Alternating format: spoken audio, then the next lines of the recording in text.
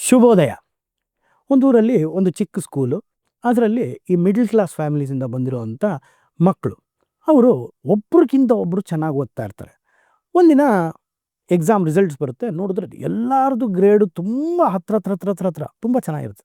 ಅಲ್ಲಿಗೆ ಒಬ್ಬ ಹೊಸ ಅಡ್ಮಿಷನ್ ಬರ್ತಾನೆ.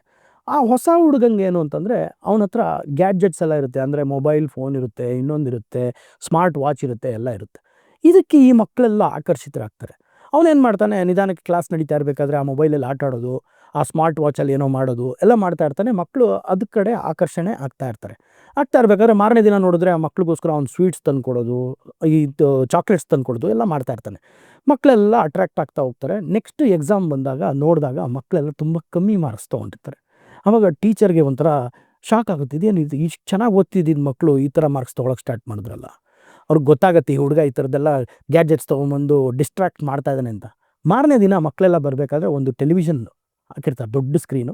ಅದರಲ್ಲಿ ಅವ್ರ ಅಪ್ಪ ಅಮ್ಮ ಎಷ್ಟು ಕಷ್ಟಪಡ್ತಾ ಇದ್ದಾರೆ ಮಕ್ಕಳನ್ನ ಓದ್ಸೋಕ್ಕೋಸ್ಕರ ಅನ್ನೋ ವೀಡಿಯೋಸ್ನ ಹಾಕಿರ್ತಾರೆ. ಅದರಲ್ಲಿ ಆ ಹುಡುಗ ಯಾರು ಆ ಮೊಬೈಲೆಲ್ಲ ತೊಗೊಂಬರ್ತಾನಲ್ಲ ಅವ್ರ ಅಪ್ಪ ಅಮ್ಮನೂ ಎಷ್ಟು ಕಷ್ಟಪಡ್ತಾ ಇದ್ದಾರೆ ಅಂತ ತೋರಿಸ್ತಾರೆ. ಆವಾಗ ಎಲ್ಲ ಮಕ್ಳ ಕಣ್ಣಲ್ಲೂ ನೀರು ಬರುತ್ತೆ.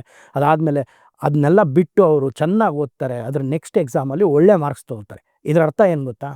ಸಣ್ಣ ಪುಟ್ಟ ಖುಷಿಗಳಿಗೋಸ್ಕರ ನಿಮ್ಮ ಓದು ಬರಹನ ಹಾಳು ಮಾಡ್ಕೋಬೇಡಿ. ಯಾಕೆಂದರೆ ನಿಮ್ಮ ಭವಿಷ್ಯ ಚೆನ್ನಾಗಿರಬೇಕು ಅಂದರೆ ಓದು ಬರಹ ತುಂಬ ಇಂಪಾರ್ಟೆಂಟ್. ಇದುವೇ ನಿತ್ಯ ಸತ್ಯ.